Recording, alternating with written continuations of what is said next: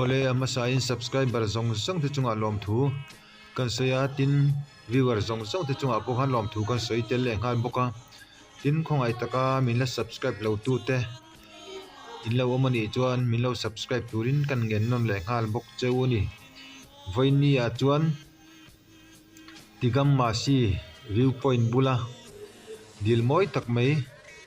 aming po om che lawa ke ni mi zo hianin ming kan phua chop saka chu kha siri dil ti ten kan phua mai a chu lan mau planga om ania kong pui an me na oma chu kan vatlo don ani subscriber te inen du zong le in mu du zong ani te kan ringa chumi en tu chuan kan vokalanga ridil nen hian a inang ve deuh hleka a luan lunom lo luan chuanom lo tianga ridil po soi thin ania chu tiang deuh chuan a oma tlang chip zola ania tlang chip han ti maila o tuna kangkalna tur te po hi tlang chip chun vek tho ni chu tianga oma ni wang chuanin dil zol phar tur mai ania alang dai ve hle a chu wang chuan in lo mu ve kan du awangin kan vo kal wang wang don ania enge ni an ti te kan ven don ani tuna kan kal na lai hi lai kor lamatangin shortcutin kan kala akong hi an nuama motor lir theipo an tam lo hle ani elam panga chuan thingtlang kong ania amot motor atam lawa tlan po an nuam hle ani silong atang hian kilometer somthum panga vel a la a ania lan mau phlang khua pia loka omani anuam khop maya kong puite a tha motor te tlema wang hian tlan duaya tlan chakhi a ol thina amaro chu mani inven ve sham apoi mo hle ni hatiang kong tha te hianin a min ti boi tu anam chong lo tin du to khen kan tlana hemi kan tlan thin awang te hianin che sualna in ti palna tam tak po kha athleng fo ani chuwang chuan motor an nom lo ani pon film khur takin kan tlan kha kan ti tur ani min lo sa thiamula ka camera hi ka lo ti kun ma amaro chu khongai taka min lo en tlon saksam turin kan som le bok cheu ani a khuwa moi tak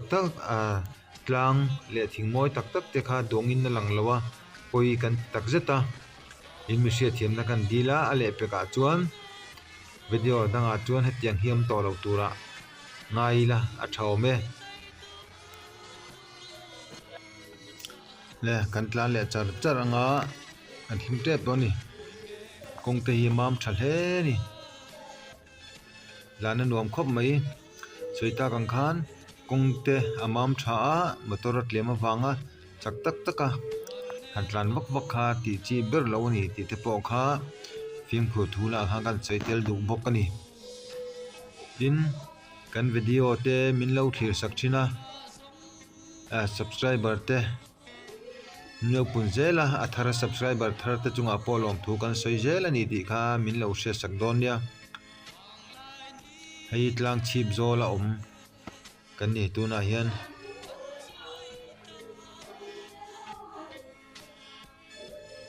view munam hom khop mai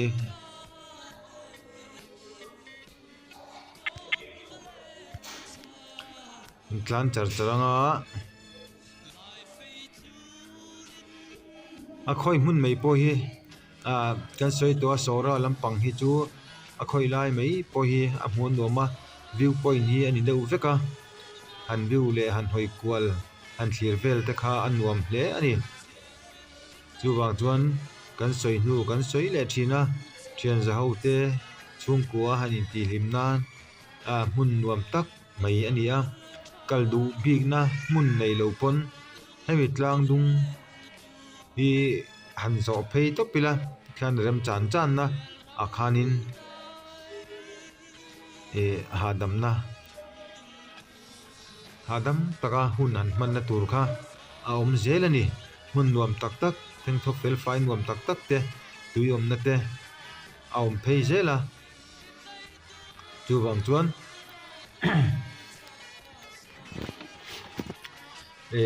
chumi khami pa ka ti kher lo pon heng lai tlang le hun thoveng lai ate hianin hun avo man thei ani ti kha ka han soi tel lu bok ani tin abikin ang khua hi fai khop maya heng lai khotlang dung phei hi kho fai lama inti fai lama hianin an in el tila ma an son ani a thazong in an in ela alo mom khop maya mu pon nuam ani achan chu helam tlang dung a hianin tui kho ta wo thla waterfalls te moi tak tak le ke moi munam tak tak te atam em wang hianin tourist ho te po hi an tama chu wang chuan an khua po hi an lo tang ve hle ani tourist te ta na munom le munuam ni turin an khua te po an lo ti fel fai ve hle ani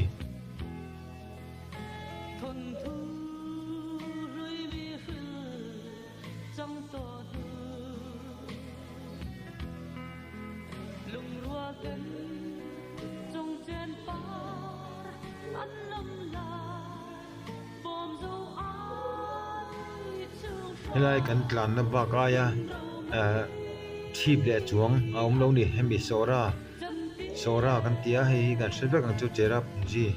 ti thin kha ani a tuna chuan sora tia thak ani to kha thetian hanan pheila azol phei pup maya abak athlang lampang sa chu khu mi thlang da u chu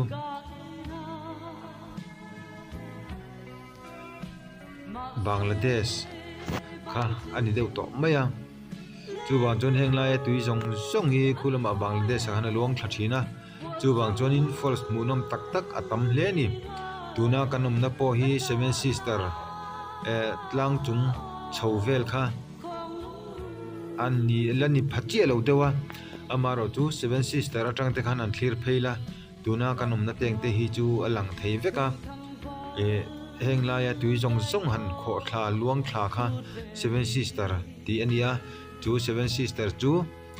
han view munom em thina ni video danga te po khan kalo da to mai theya hei hi seven sister nar lampang angkha ani ber chu achi pa ka noma heng lai tui zong zong hi aron luang thla khang khang munom hle ni seven sister te po kha thlir man te po oma motor parking man te po oma amaro chu so ta sora pe set ason seven sister view point na omani tatang chuan chiang takin en thein mu thein na om mani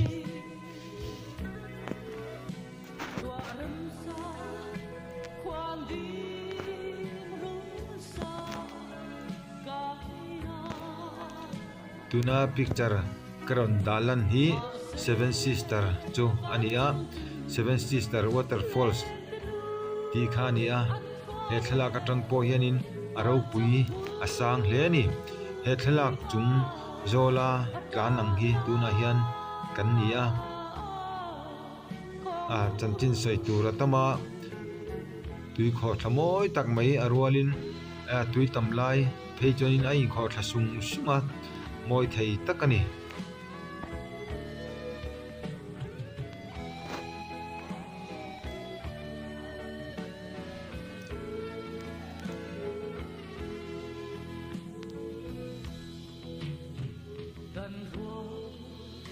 chuna tlan kan ni wang motor po atam lawa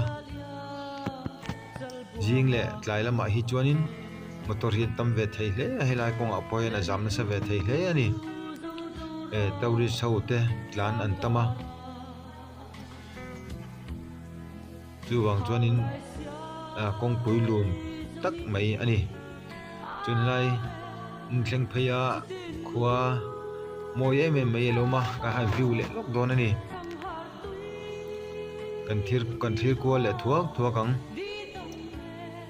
moi em ya he ko ti moi takani hei hanila azol ru imaya so mi le lampang peninsula lampang atang phei chuan han thlir la hei tlang bok lur mai birvut ang hianin a om ani chumi atlang chip zola om kan nia tuna hian khung khwate khu moi khop mai alung len thak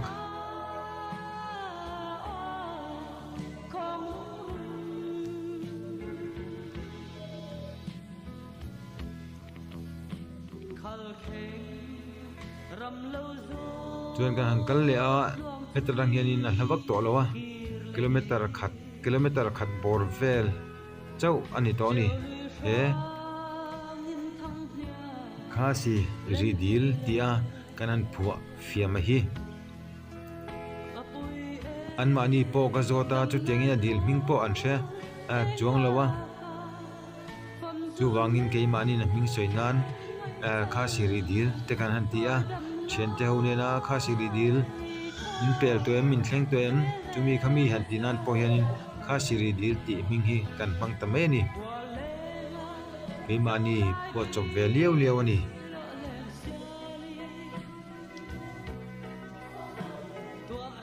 kan thleng don to anga hi khasi ridil kan ti chu nia hei khasi ridil tia kan sei chu ania nge ang ti ve asilawa in hu du kan ringa kan han pan ve wang ani sora chera punji in kal chuan hei hi kongsira mai heti hianin na oma in ba hu ge thei nge in ka ring ani solam pangso sora chunia kilometer som vel chau om to a hetia kan phei chuan sora lampang kan pan chuan dinglama om ti kha kan sei du ani e le viewer jong sang te le subscriber jong sang te chunga in jawai chunga thinlung takin lom thu kan sei e lom e